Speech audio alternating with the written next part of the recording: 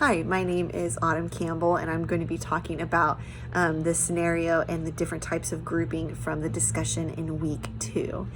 So the prompt is, we're talking about Ms. Diaz and Mr. Yang and the different ideas of grouping that they present to an issue of individual differences in educational backgrounds, special needs, and home environments.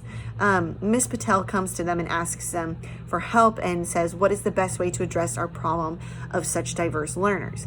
Ms. Diaz is a 6th grade teacher and says that she would like to have the students group together by their needs. So she's using a differentiation and using learning cycle groups to group the students together by their different needs or their different struggles. So maybe English learners would be in a group together, or maybe students with IEPs, or different groupings like that. Students who struggle with the assignments, students who excel and maybe need more work. So that's Ms. Diaz's plan. Mr. Yang disagrees and says that the students will never be able to appreciate their uniqueness and diversity if they are separated into groups of similar people. So he suggests something along the lines of cooperative grouping, where there's lots of different students with different skills within the group. So if I were to make a comment about the two types of grouping, or the two different types of teaching strategies, I would tend to agree with both of them, Ms. Diaz and Mr. Yang. Ms. Diaz using the learning cycles and the differentiation by grouping the students and their skills. There's definitely positives to that plan.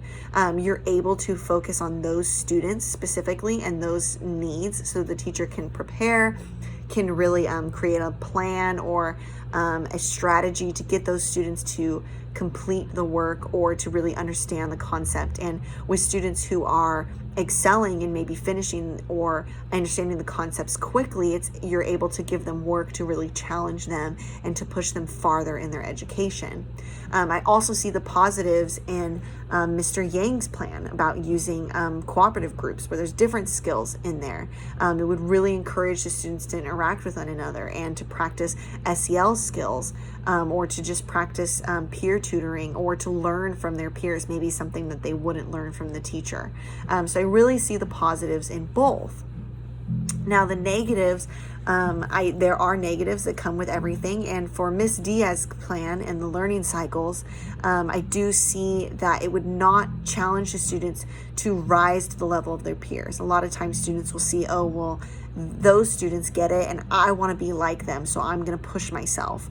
So it wouldn't allow for them. If the students are all on the same level, it might not push them as hard to rise to that level. And they might not have the opportunity to learn from another student and to really see the skills in their peers. The constraints or the negatives for Mr. Yang's idea is that the students won't get that focused attention, and that's so important for them to really get the concept, because they may not understand from their peers. So by putting them together, they might get overlooked, or if they're excelling too quickly, they might not be challenged the way that the teacher wants to challenge them.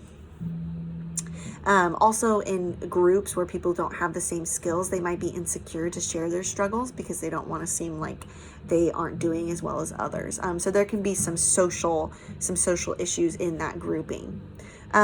Concerning the question about age, I don't think that age really matters as much in these groupings. I think that you can use them with a lot of different ages. I do think as students get older, maybe there's a little bit more social aspect, that maybe there's more insecurities or peer pressure to be something else. So I could see how that might come into play. I really, in my own classroom, really push to use both of these types. I really think that there's a need for both of these differentiation and learning cycle groups and cooperative learning. I think it depends on the activity, it depends on the concept, and I really think it's up to the teacher to determine for that activity or for that struggle what's going to be best for the students. Maybe you start with a learning cycle group to really get them to understand the concept, and then you move on to a cooperative group for an activity.